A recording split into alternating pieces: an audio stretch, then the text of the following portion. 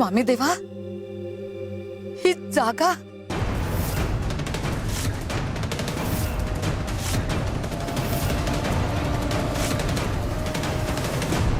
वेळ आली आहे सुंदरे, वेळ आली आहे सुंदरे, वेळ आली आहे सुंदरे, वेळ आली आहे सुंदरे, वेळ आली आहे सुंदरे, वेळ आली आहे। नाही देवा, असं नाही होऊ शकत, असं नाही होऊ शकत देवा।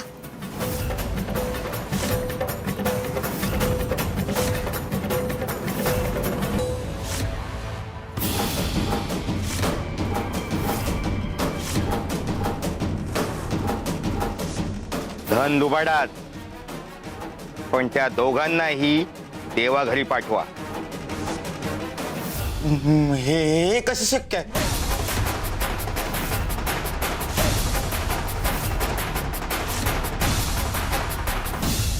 बायको मुलावर संकट आलं आणि एवढा घाबरला? मीही तुझा सख्खा भाऊ होतो ना सोपान। आणि मी तर तुमची वहिनी होते। मोठा भाऊ वडिलांच्या जागी आणि वहिनी आईच्या जागी असते भाऊजी। आई वडिलांच्या जीवावर उठतात, हेच का तुमचे संस्कार? नाही, आज दोन्ही निष्पापांना तुझ्या कर्माची फळं भोगावी लागतायत सोपान। तुमच्या या अवस्थेला तुम्हीच जबाबदार आहात सोपान भाऊजी। स्वार्थासाठी आम्हाला विकलस? धनासाठी नाती मारलीत तुम्ही। नाही। पादुकांसाठी माणुसकी गमावलीस? नाही, नाही, हे खोटं आहे, सगळं खोटं आहे। मी काही चुकीचं केलेलं नाहीये।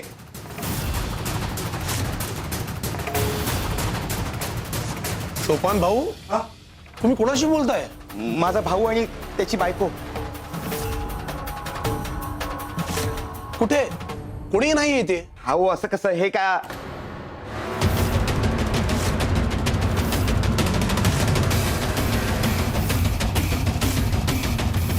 हे हे कुठे गेले? हे कसं शक्य आहे? नाही, नाही, हे काय होतंय माझ्यासोबत? नाही, नाही, हे नाही होऊ शकत। नाही, नाही,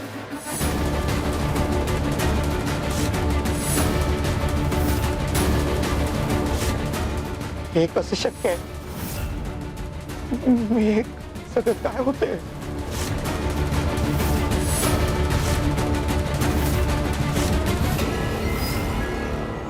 नया ठिकाना, नया सफर।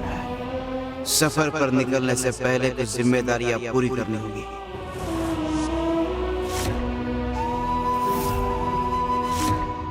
गया, स्वामीदेव कुठल्या सफरीबद्दल बोलतायत ग? आणि कसल्या जबाबदाऱ्या? सुंदरा मावशी, अहो नाही माहित मला।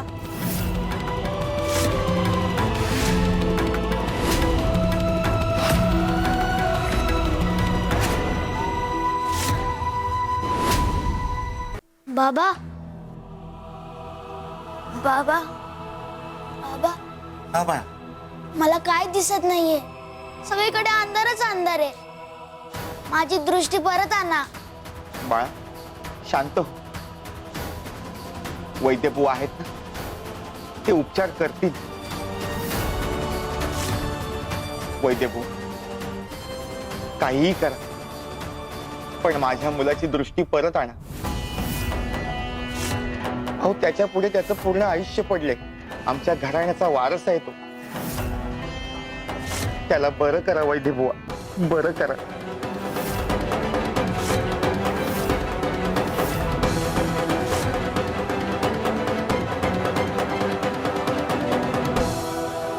माफ करा सोपान भाऊ, मी या आधी सांगितलं आणि पुन्हा सांगतो की कुठलंही औषध आणि कुठलाही वैद्य याची दृष्टी परत आणू शकत नाही। नाही, हे बघा, हे मला मान्य नाही। मला ना यातलं काही कळत नाहीये, पण माझ्या मुलाची दृष्टी बरी करा, त्याला बरं करा हो। सोपान भाऊ, अहो समजून घ्या, माझ्या हातात काहीच नाही। हे बघा, मी माझं घरदार विकेन, काहीही करेन, पण तुम्ही त्या दोघांना बरं करा हो। माझ्या मुलाची दृष्टी परत आणा। सोपान, दृष्टी तुझ्या मुलाची नाही तुझी गेली आहे.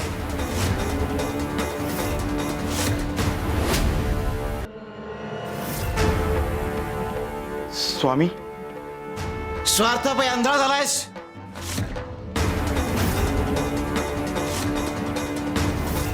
भावाला ओळखू शकला नाहीस. पादुकांचं महत्व कळलं नाही. योग्य अयोग्य यातला भेद हरवून बसलास. पण स्वामी, मी चुकलो असेल तर शिक्षा मला द्यावी. माझ्या मुलाला आणि बायकोला का? कारण तुला शिक्षा देऊन जेवढा त्रास झाला असता त्यापेक्षा जास्त त्रास तुला या दोघांना वेदनेत पाहून होतोय.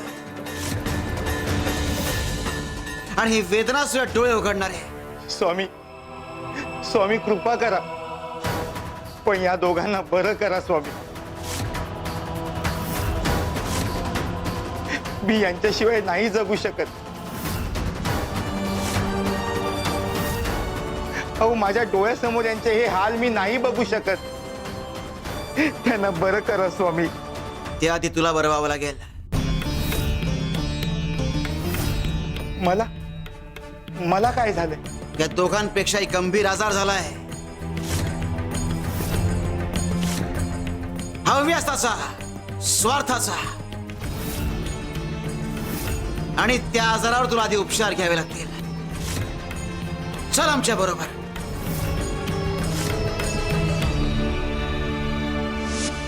स्वामी देवा, चला बरं स्थानावर. भक्त दर्शनाच्या आशेने आले तो. त्यांना माहित नाहीये तुम्ही इथे आहात ते.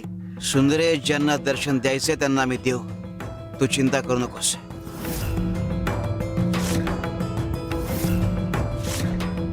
अहो, पण असे उन्हात अनात बसू नका. त्रास होईल तुम्हाला. उन्हाचा त्रास आणि आम्हाला. सुंदरे, इथे येऊनच तर अनेक त्रास, अनेक विवंचना अनेकांच्या आयुष्यातून संपणार आहेत.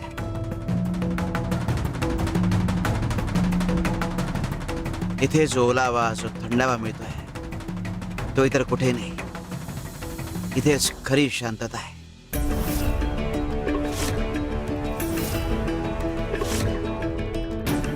तेव्हा तुम्ही चला बरं स्थानावर.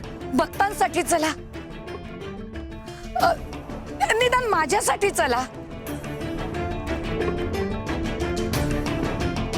तुम्ही चला बरं. चला चला.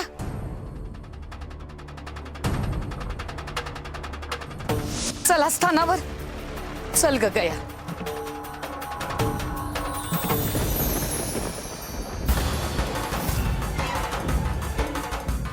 स्वामीदेव, स्वामीदेव कुठे गेले? स्वामीदेवा.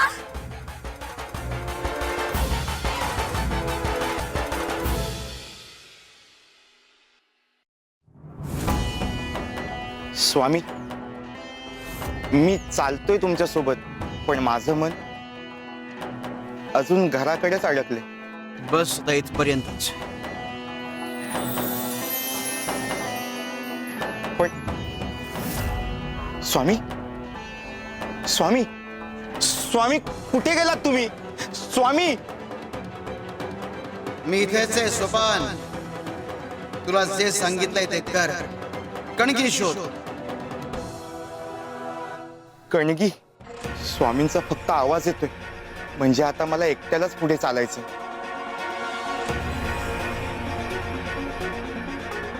ही कणगी ती उचलून पहा. ही का उचलायची? याच्यात काय असेल?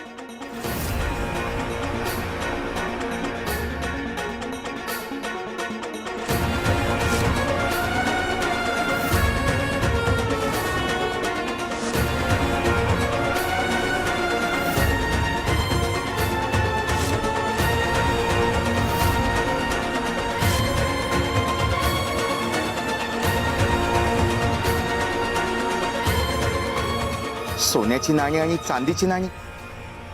स्वामी बोलले तसंच होतंय.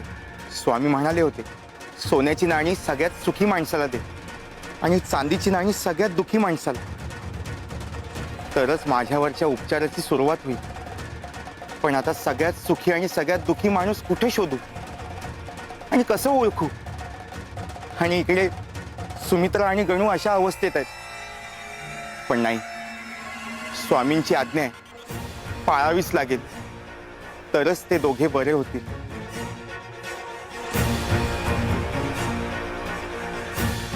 हा गावातला सगळ्यात श्रीमंत व्यापारी, याच्याकडे सर्व काही आहे. सोन्याची नाणी ह्यालाच देतो. दादा, ओ दादा, हा थांबा. नमस्कार. नमस्कार. मला तुम्हाला काहीतरी द्यायचं आहे. मला काय? ही सोन्याची नाणी. सोन्याची नाणी? हो. मला याचा काय उपयोग? म्हणजे चल माझ्याबरोबर चल. असं का बोलला हा? कुठे घेऊन चाललाय आणि का? येतोयस ना सोपान? हो हो. स्वामी देवा, देवा हो, देवा हो, असं काय करताय? चला बरं, चला. सुंदराताई, स्वामींना आता इथून परत स्थानावर घेऊन जाणं मला तरी शक्य वाटत नाहीये.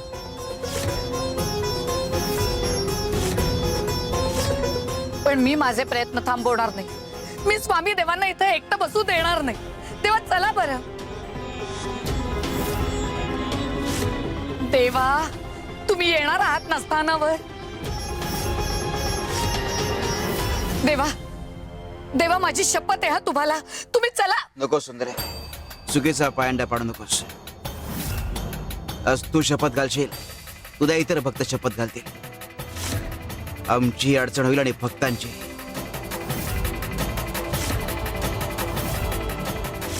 स्वामी देवा, देवा, माझं ऐका, निदान भक्तांसाठी तरी चला हो. सुंदरे, आता ह्या पुढे आम्ही तुझा प्रत्येक हट्ट पुरवू शकणार नाही.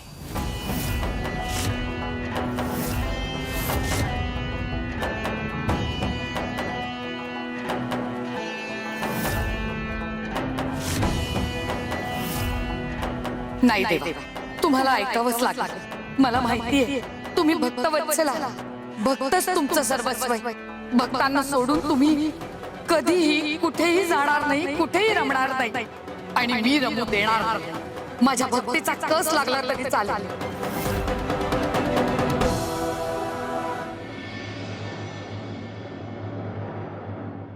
वा, तुमचं घर अगदी रुबाबदार आणि शानदार आहे. असं घर आणि असं वैभव, हेच तर आयुष्यात हवं असतं. हे बघ, तुला काहीतरी दाखवायचंय.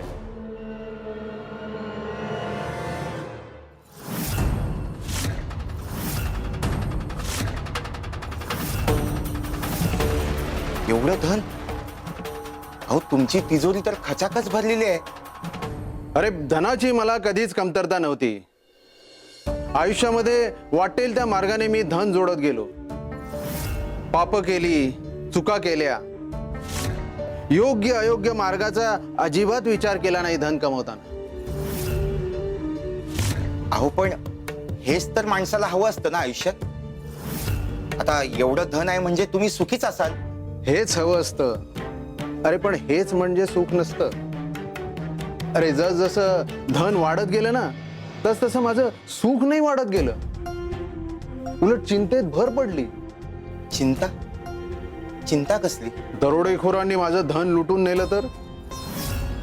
पैशासाठी कुणी माझा खून केला तर? अरे, या भीतीपायी मला रात्री झोप लागत नाही. हे धन कुठे लपवावं, कसं लपवावं, हेच विचार सतत डोक्यात येत राहतात. या पैशामुळे मी आयुष्याचा आनंदही घेऊ शकलो नाही आणि या पैशाचाही नाही. अरे, सगळं असूनही मी दुःखीच राहिलो. एवढं धन असूनही तुम्ही दुःखीच? अरे, जिथे हाव असते ना, तिथे शांती नसते. आणि जिथे शांती नसते ना, तिथे सुख नांदूच शकत नाही.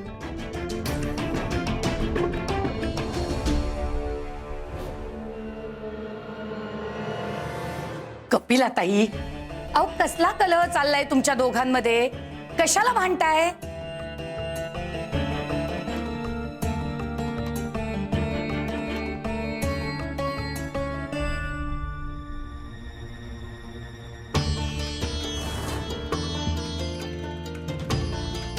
अहो सुंदरा मावशी, ह्याचं असं म्हणणं आहे की स्वामी वर बसतात आणि भक्तगण खाली, त्यामुळे भक्तांमध्ये आणि स्वामींमध्ये अंतर निर्माण होतं, त्यांची भावना एक होत नाही.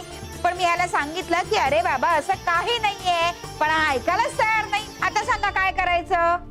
या प्रश्नाचं उत्तर स्वामी देवच देतील.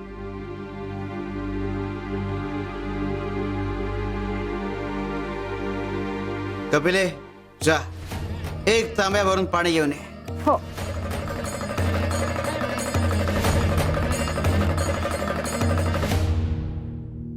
अरे मला तुझी सोन्याची नाणी नकोय सोपान. का का नको? अरे उलट तुलाच पाहिजे ना, तर यातलं धन घेऊन जा. तू किती धन नेलंस ना ते मी मोजणार नाही, आणि किती ठेवलंस हे मी बघणारही नाही. अरे या धन कमवण्याच्या नादामध्ये मी माझ्या कुटुंबाला वेळ दिला नाही. अरे बायको सोडून गेली, माझी मुलं दुरावली, मित्र हळूहळू निघून गेले. अरे हे कमवण्याच्या नादामध्ये मी एकटा राहिलो रे. उरला तो फक्त पश्चाताप, फक्त पश्चाताप. खरं सांगू का तुला सोपान, अरे आपली माणसं ना म्हणजेच आपलं खरं धन असतं, लक्षात ठेव. बरं झालं आलास. हे काशीचं गंगाजल आणि हा पंढरपूरचा प्रसाद.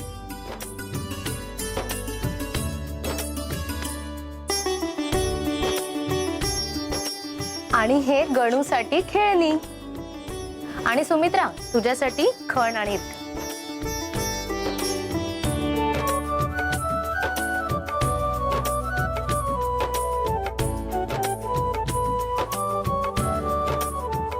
आणि हो सोपान,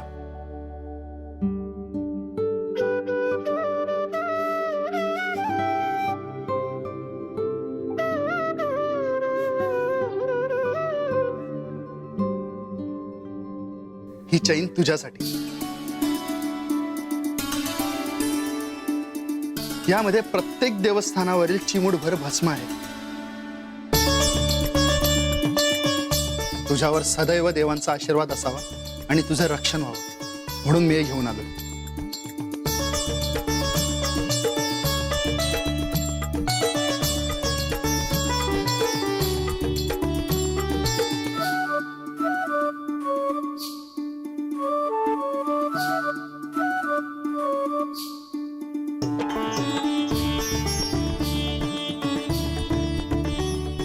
दादा, एवढं सगळं माझ्यासाठी केलंस?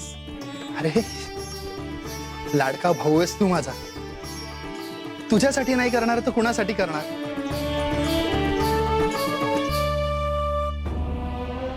अरे जीव की प्राण आहेस तू माझा. अरे रडतोस काय? रडू नको दादा. अरे वेड्या, रडतोस काय? रडू नकोस.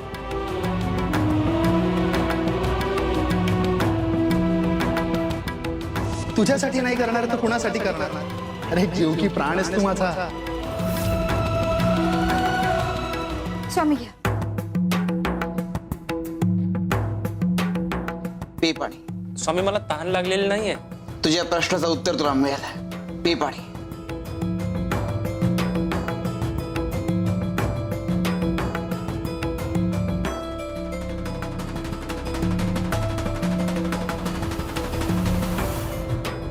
कपिले, तू पण पे.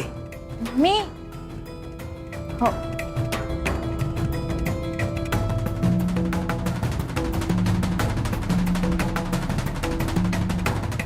स्वामी, नेमकं काय सांगू पाहताय तुम्ही?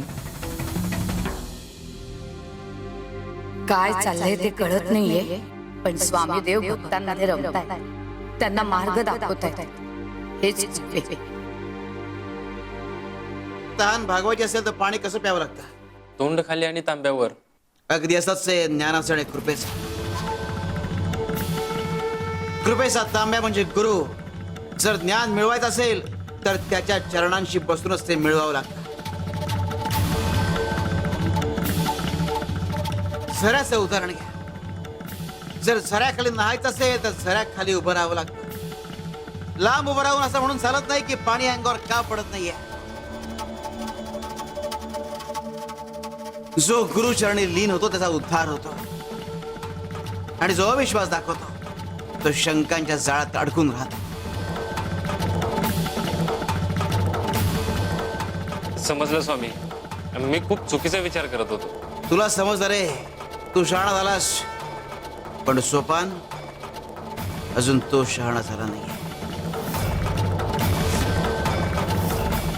त्याला शहाणं करावं लागेल.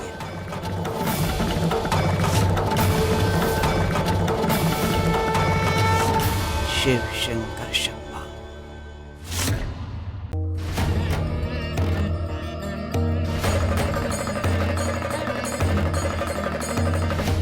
तुझ्यासाठी नाही करणार तर कुणासाठी करणार?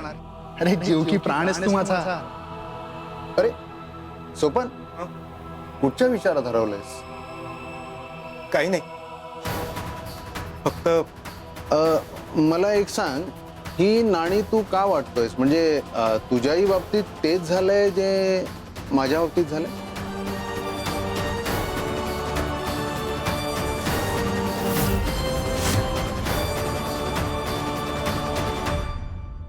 सोपानच्या दिवशी तुझ्या मनात ते वाईट आणि स्वार्थी विचार नाहीसे होतील, त्या दिवशी तुला साक्षात्कार होईल.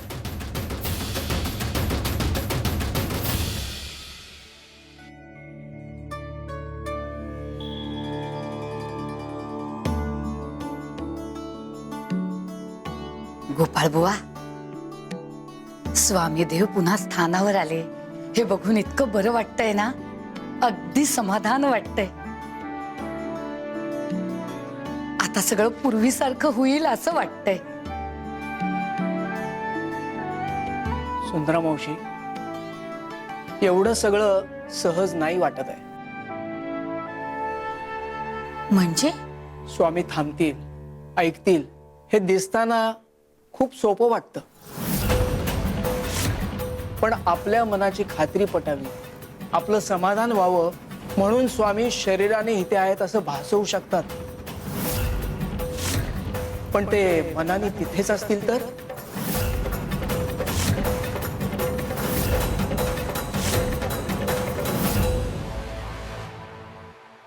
नाही, हे मी माझ्या मर्जीने नाही करत आहे.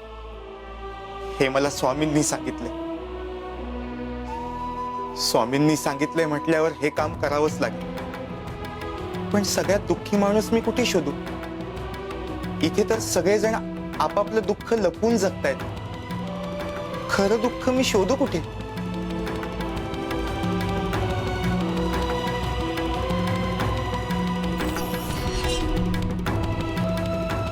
मला माहिती आहे सगळ्यात दुःखी माणूस कोण आहे ते.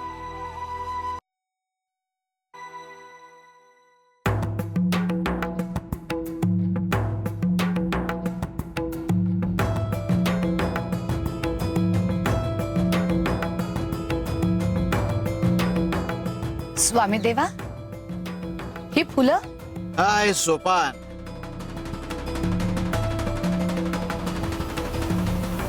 म्हणजे स्वामी? फुलं जेव्हा ताजी असतात तेव्हा ती सुगंध देतात, रंग देतात, आनंद देतात.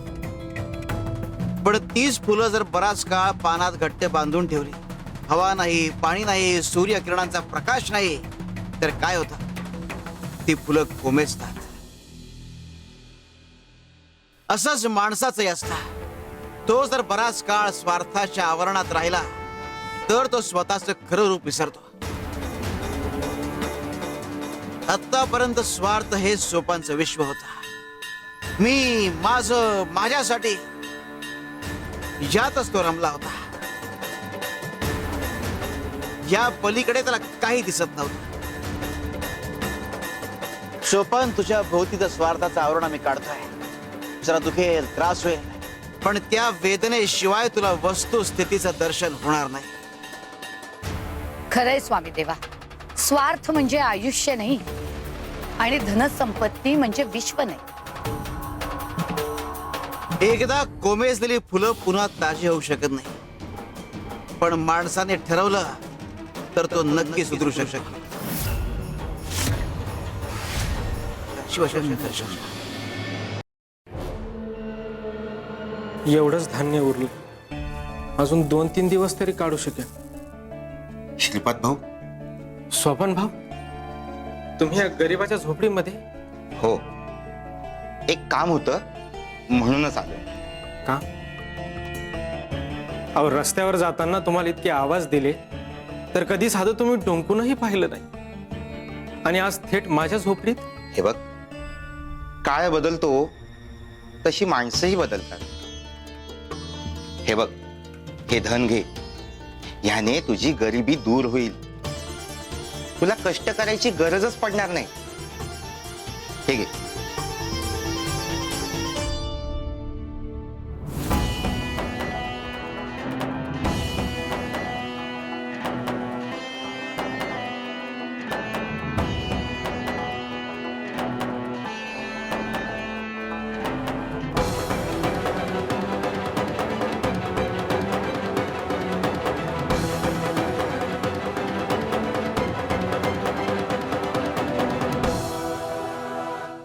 हे सगळं माझ्यासाठी?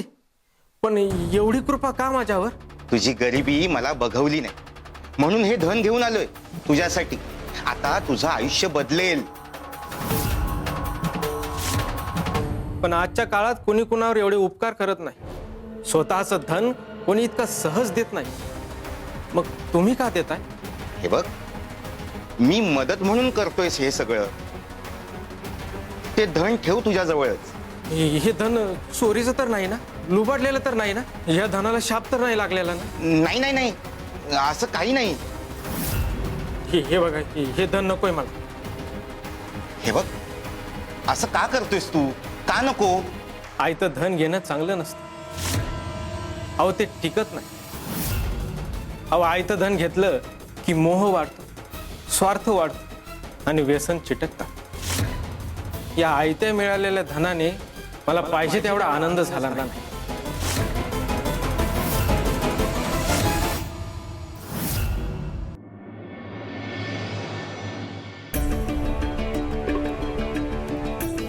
माझ्या शेतात राबून, घाम गाळून, कष्ट करून हे धन पिकवलं की त्याचा आनंद कैक पटीने होतो बघा मला. तू खूप कष्ट करतोयस, पण तुझे हे कष्ट दूर व्हावे म्हणूनच हे करतोय ना. हे धन घे, तू समाधानी राहशील. हे घे. नको सोपन भाऊ. अहो, कष्टाने कमवलेली भाकर समाधान देते आणि रात्री मला चांगली झोप लागते. माझं खरं सुख धनात नाही, व समाधानात आहे.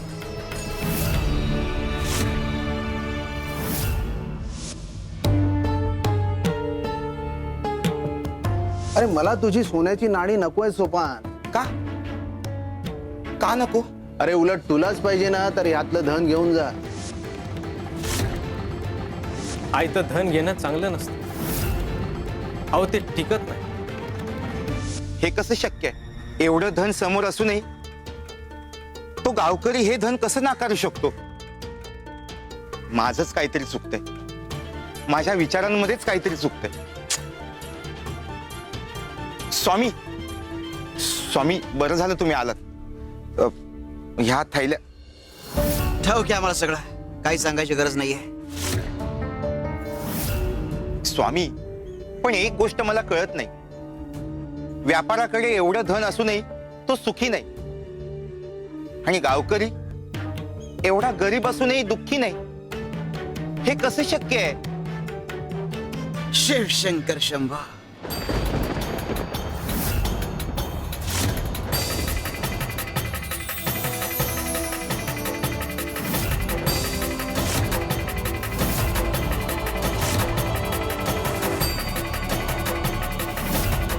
हे काय? स्वामी, हा तर हिरा आहे स्वामी. नीट निरखून पहा.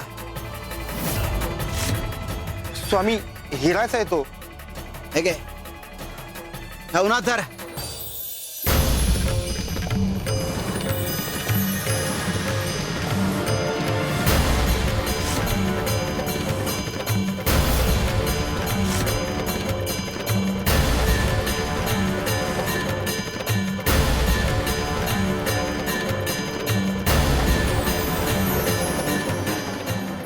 स्वामी, चटका बसतोय.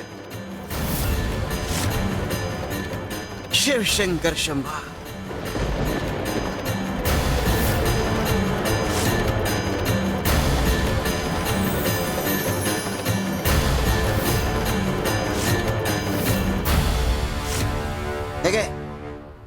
हा धरून नाथ.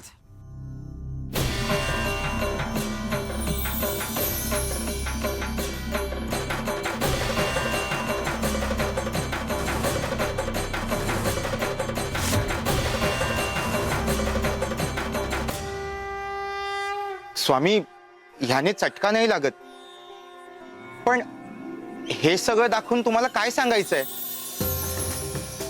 हा तापला नाही कारण हा खरा हिरा आहे. खरा हिरा तापत नाही, तो थंड असतो. आणि जो तापला तो काचेचा तुकडा होता. पण तुला तो हिरा वाटला का? तर तुझ्या बघण्याचा दृष्टिकोन. हेच घडतं खऱ्या आयुष्यात सुद्धा. अरे तुम्ही ज्याला सुख समजता ते सुख नसतंच. आणि तुम्ही तोच गोंधळ केला व्यापारी आणि गावकऱ्याच्या बाबतीत. तुला वाटलं व्यापारी सुखी असेल आणि तो गावकरी दुःखी असेल का? तर तुझ्या नजरेत सुखाची व्याख्या ही धनावर अवलंबून आहे. अरे पण खरं सुख ओरबाडण्यात नसतं, तर जे आपलं आहे त्या समाधान मानण्यात असतं. खरं सुख हे समाधानात आहे. सोपान, आता चूक सुधारण्याची वेळ आली आहे. स्वामी, मग मी काय करू? पादुका मोरयाच्या घरी नेऊन दे. शिव शंकर शंकर.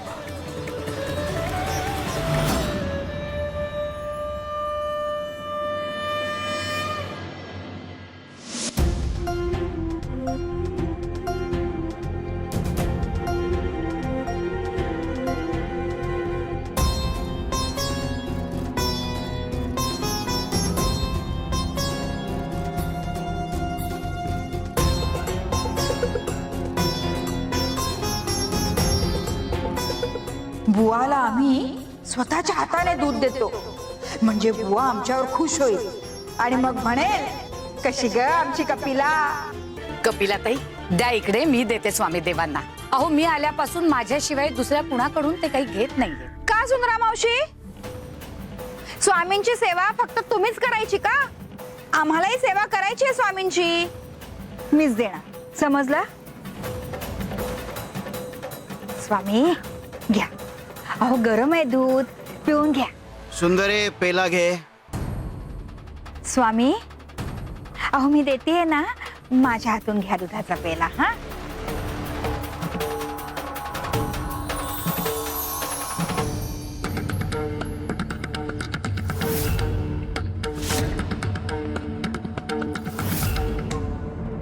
पेल्यातलं दूध कुठे गेलं? हा, पेल्यात दूध नाहीये.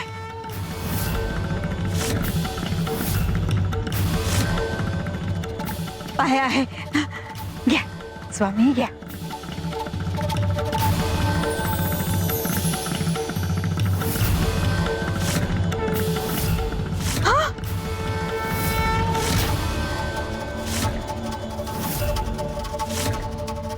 आता तरी या पेल्यात दूध होतं. ही लीला आहे की भास?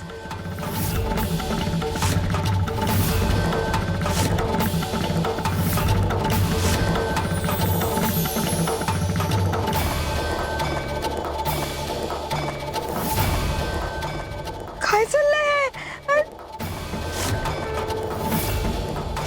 कपिलाताई, अहो थांबा. हा कसला तरी संकेत आहे, तो ओळखा जरा.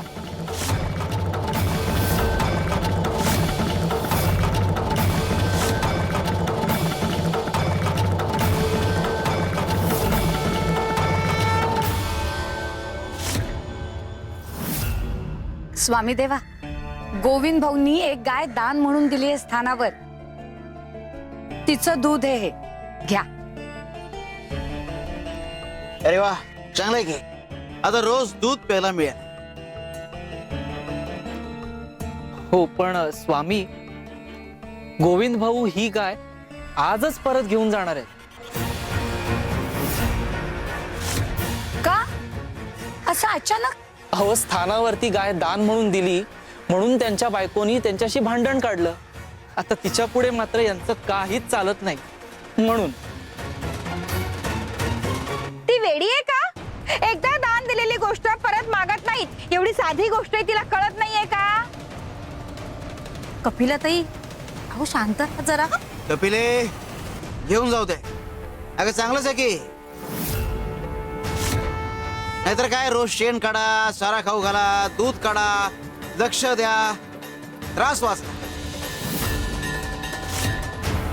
स्वामी अहो आत्ताच तुम्ही म्हणालात वा छान, आता रोज दूध प्यायला मिळेल.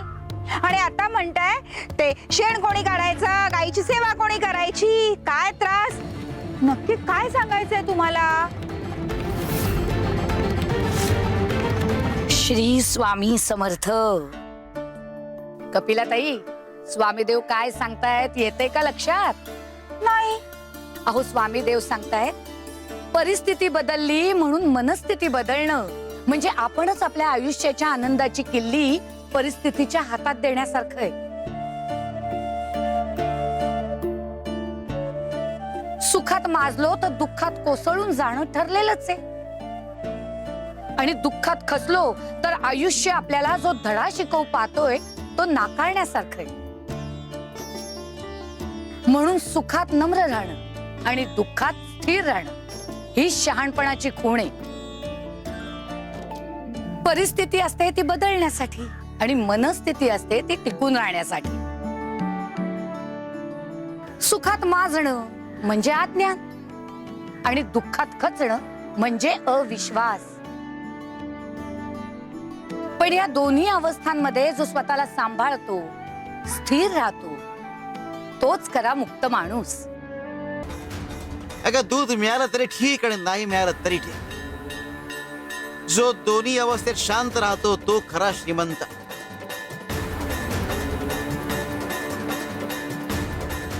समजलं स्वामी मला.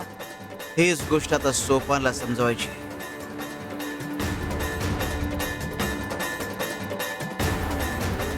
शिवाय शंकर नमामि शंकर शिवशंकर शंभो. हे गिरिजापती भवानी शंकर शिवशंकर शंभो.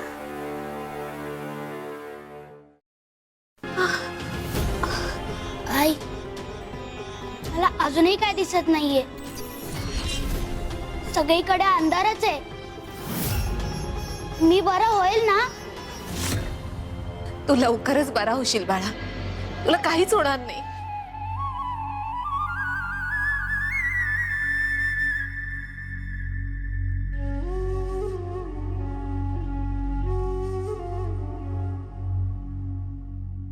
सुमित्रा, तुला बरं वाटतंय का?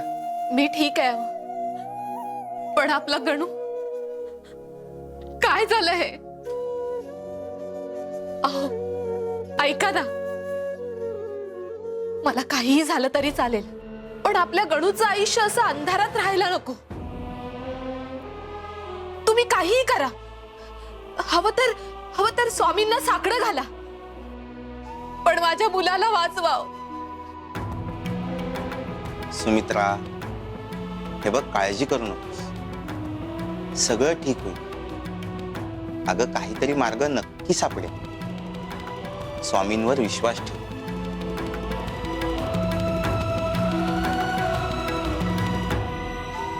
सोपान सोपान सोपान सोपान सोपान.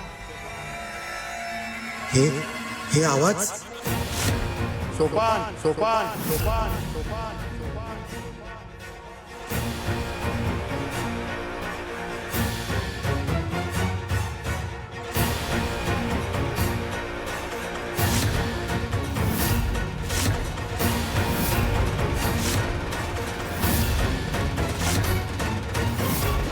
का मारलात आम्हाला?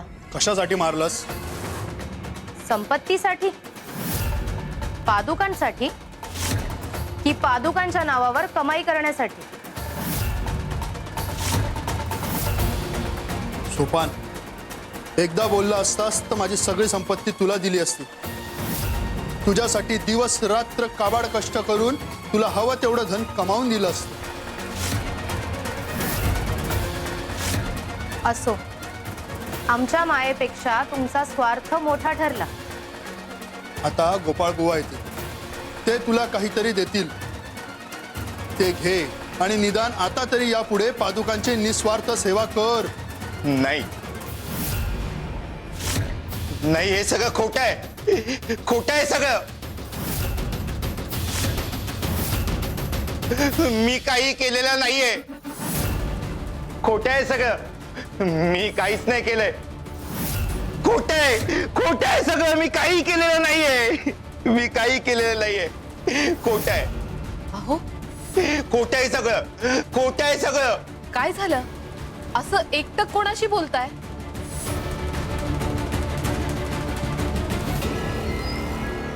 अहो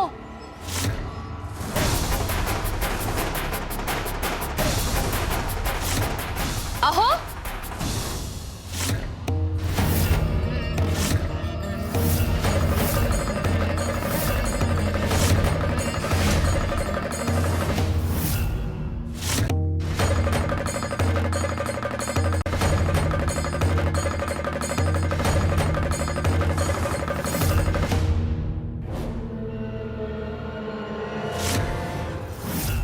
नाही, मला पुन्हा भास झाला का? मी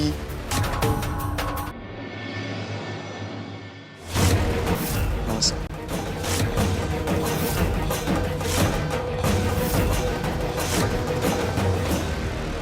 मोर्या भाऊनी हा कागद तुम्हाला द्यायला सांगितला होता.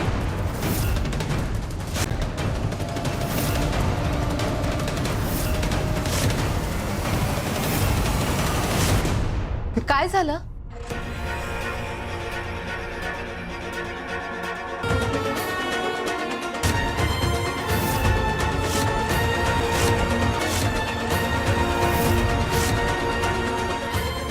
अहो हे शोभन उठ. सावकाश सावकाश. अहो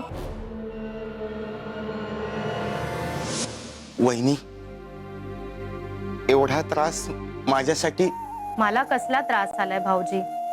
भाऊची तब्येत बरी नसताना वहिनीचं काम वाढतं, कमी होत नाही. सोपान, अरे आपण एकमेकांसाठीच तर आहोत. दादा, एवढं सगळं माझ्यासाठी का करता तुम्ही? कारण लाडका भाऊ आहेस तू माझा. जीव की प्राण आहेस. हिशोब ठेवून कुठलंही नातं जपता येत नाही. नातं असेल ना तर सेवा आपोआप होते. भाऊजी तुम्ही व्हाल बरे. आम्ही दोघं आहोत ना, काळजी करू नका.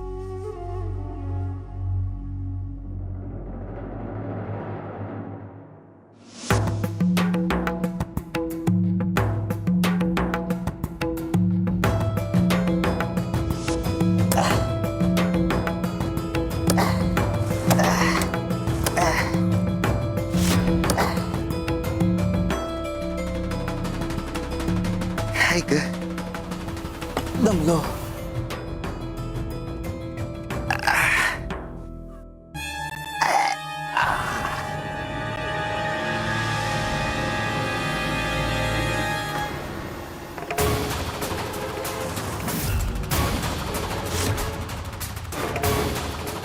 सोपान, पानागी घे. दादा, दादा, त्या विंचवाने मला दंश केला नसता, पण त्यांनी तुला दंश केला. तू का मध्ये पडलास? अरे मी नसतो आलो ना तर त्याने तुला दंश केला असता. अरे पण दादा, भेट.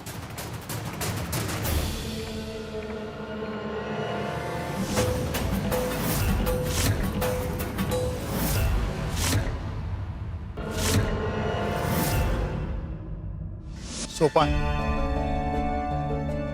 वाटणी करायची ना तुला जमिनीची? ठीक आहे, जशी वाटणी तुला करायची तू करू शकतोस. जी शेत जमीन तुला आवडते, जी तुला सोयीची वाटते, तू ती घेऊ शकतोस. माझा काहीही आक्षेप नाहीये. म्हणजे दादा, मी माझ्या मनाप्रमाणे निवड करू शकतो? हो, अरे भाऊ आहेस तू माझा. सोपान, हिशोबाच्या काट्यावर मी कधीच नातं मोजत नाही. आणि हो सोपान भाऊजी, सुमित्रा, ही वाटणी आपण फक्त कागदावर करतोय हा. म्हणजे उद्या जाऊन कोणी काही विचारलं कायद्याच्या भाषेत तर उत्तर द्यायला काहीतरी असावं म्हणून. बाकी मनाने जे तुमचं आहे ते आमचं आहे आणि जे आमचं आहे ते तुमचं आहे. वहिनी, माझ्यावर एवढा विश्वास? हा फक्त विश्वास नाहीये सोपान, तर हे आपले पण आहे. आणि एक गोष्ट लक्षात ठेव, वाटणी नेहमी संपत्तीची होते, नात्यांची नाही. आज फक्त जमिनीची वाटणी करतोय, उद्या आपल्याला सुख दुःख वाटायची आहेत. आयुष्यभर एकमेकांच्या पाठीशी उभं राहायचंय. दादा, वहिनी, तुम्ही हे सगळं माझ्यावर सोडताय, मी हा विचारच केला नव्हता कधी. अरे विचार करण्याची काही गरजच नाही सोपान. भाऊ आहेस तू माझा, आणि हे सगळं जे काही आहे ना ते तुझंच आहे.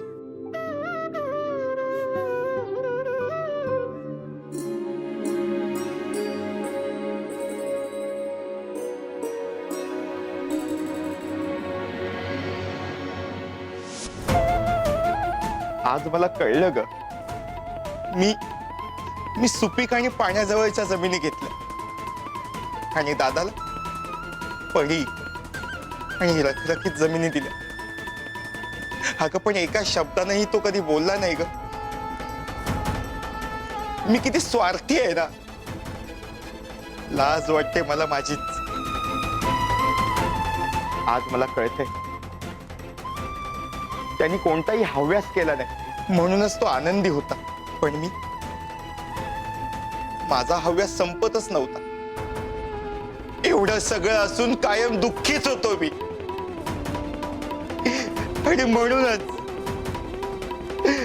आणि म्हणूनच आपली ही अशी अवस्था झाली आहे.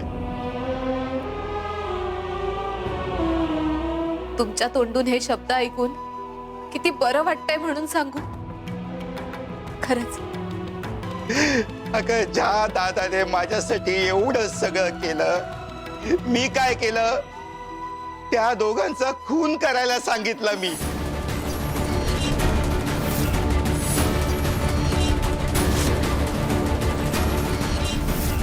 काय? अहो, हे काय म्हणताय तुम्ही? अगं, माझ्यासारखा करंटा मी, आणि म्हणूनच तुमच्या दोघांची अशी अवस्था आहे. माझ्या पापांची शिक्षा तुम्हाला भोगायला लागते. पण सुमित्रा, मी पळणार नाहीये.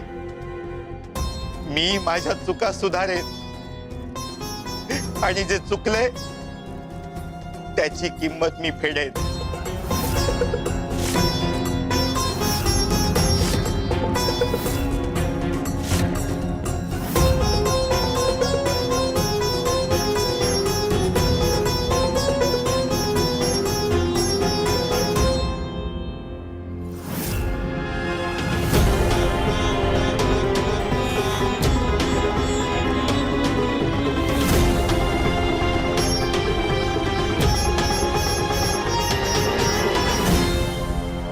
सुमित्रा, अगं, हव्यासाने मिळालेल्या गोष्टी क्षणभंगूर असतात ग. आणि ते आता मला पटलंय. स्वामींनी सांगितलं होतं, मला माझी चूक कळाली.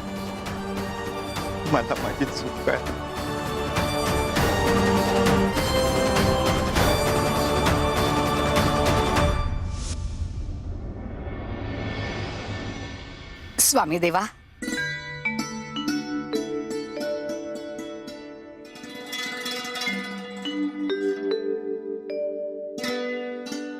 स्वामी, तुम्ही इथे? सोपान, आम्हाला खात्री होती की तुम्ही इथे याल म्हणून. उपरती झाली, मनातला अंधकार दूर झाला की पावलं आपोआप योग्य दिशेने वळू लागतात. स्वामी, माझ्या पतीला क्षमा करा. हवं तर मला बरं करू नका, पण माझ्या गणूला बरं करा. त्याचं आयुष्य असं अंधारात ठेवू नका. त्याला त्याची दृष्टी परत द्या. तुमचे भोग संपले. ज्या क्षणी सोपानला उपरती आली त्याच क्षणी पापांचा प्रभाव तुमच्या कुटुंबावरून संपला.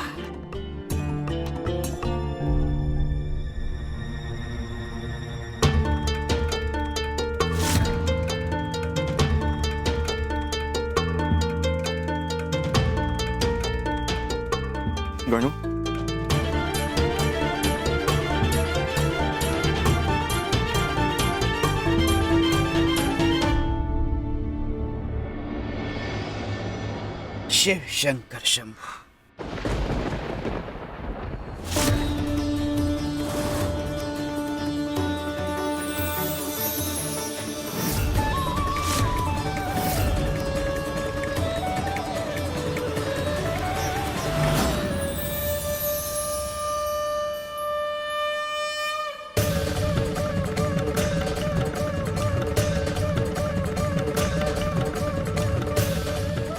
स्वामी आजोबा, मला सर्व दिसतंय.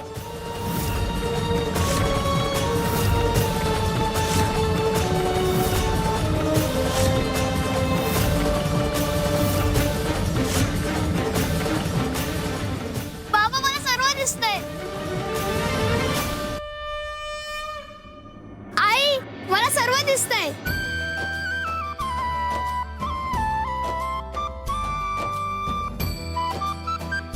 सुमित्रा,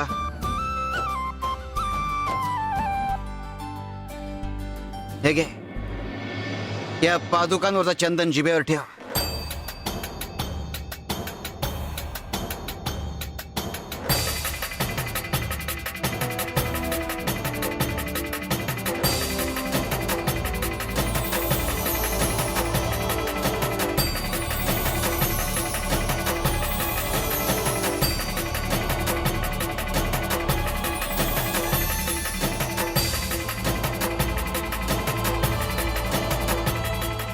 स्वामी, वेदना कमी झाल्यात. मला बरं वाटतंय.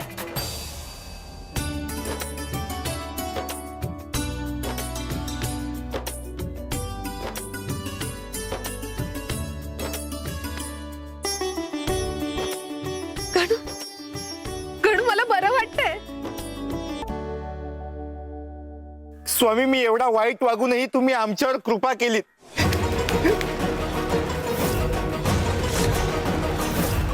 तुमच्या कृपेने हे दोघे बरे झाले. पण मी माझ्याच भावाला आणि वहिनीला मारून टाकलं. मी खुनी आहे, मी पापी आहे. स्वामी, मला शिक्षा द्या. स्वामी, मला शिक्षा द्या. सोपान, तुला शिक्षा देण्याचा अधिकार आम्हाला आहेच, पण तुला शिक्षा आम्ही देणार नाही, तर ते दोघं देतील. या रे.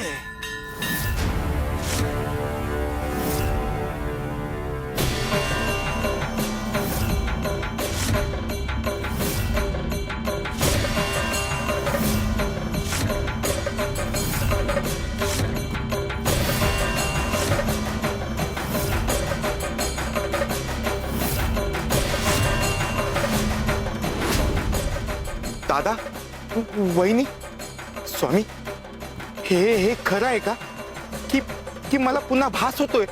खरं आहे, हा भास नाहीये. सोपान, तुला उपरती झाली ना? हो दादा. तेच आमच्यासाठी सगळ्यात मोठं समाधान आहे. दादा, बरं झालं तुम्ही जिवंत आहात. हे सगळं स्वामी कृपेनी झालंय. स्वामींनी आम्हाला काहीच होऊ दिलं नाही. पश्चात्तापाने उलावलेलं मन परमेश्वराची कृपा ओढवून घेता.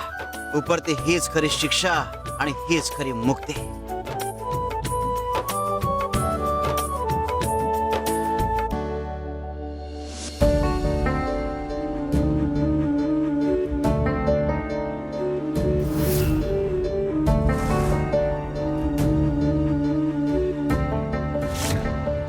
शिव शंकर शंभू.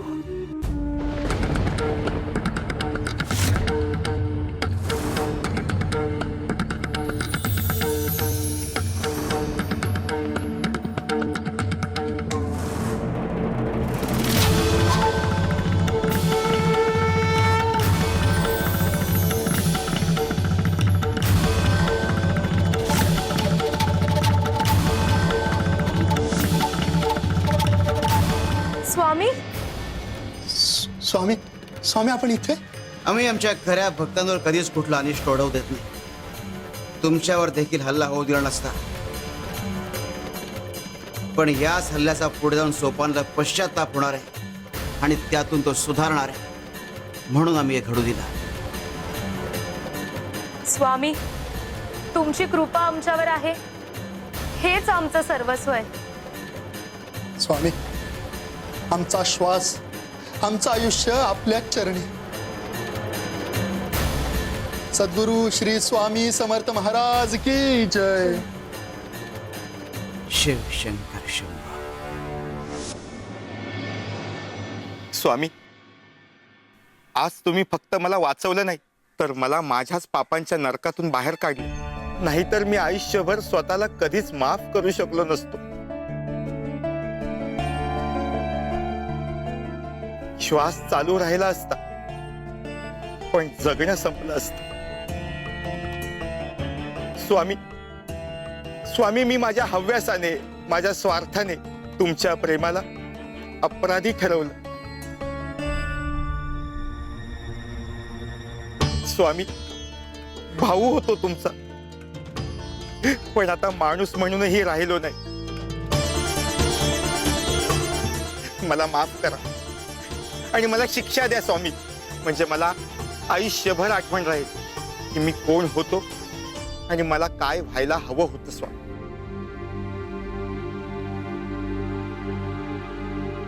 सोपान, तुझी शिक्षा अशी नाही की तू एकटा भोगशील. ही शिक्षा अशी आहे की तुला आयुष्यभर माझ्या बरोबर निस्वार्थपणे आणि मनोभावे दत्तगुरूच्या पादुकांची सेवा करावी लागणार. हव्यासासाठी नाही, नावासाठी नाही, कमाईसाठी सुद्धा नाही, फक्त भक्ती म्हणून. दादा, दादा, ही शिक्षा, दादा, ही शिक्षा मी आनंदाने स्वीकारायला तयार आहे.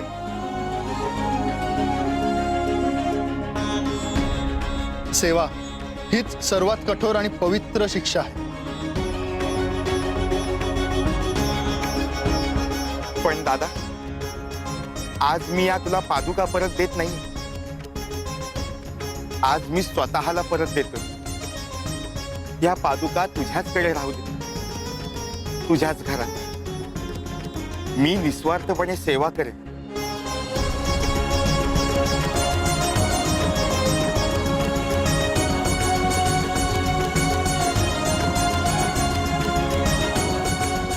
श्री गुरुदेव दत्त. मी स्वामींना साक्षी ठेवून मी हे जाहीर करतो की आजपासून या सेवेचा उत्तराधिकारी गणू असेल.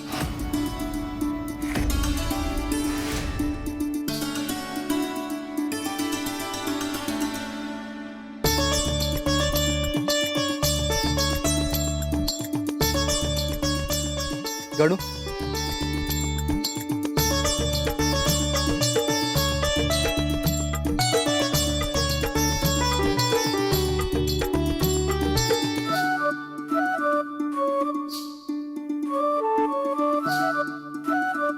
गणू, बाळा, एक लक्षात ठेव, हा वारसा एक जबाबदारी आहे, संपत्ती नाही. स्वामी, आज तुमच्या कृपेने आमचं संपूर्ण कुटुंब एकत्र आलं.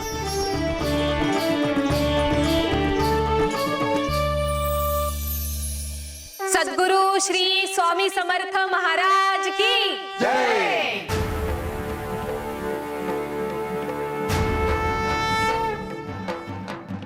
जा जा आणि पादुकांची स्थापना करा.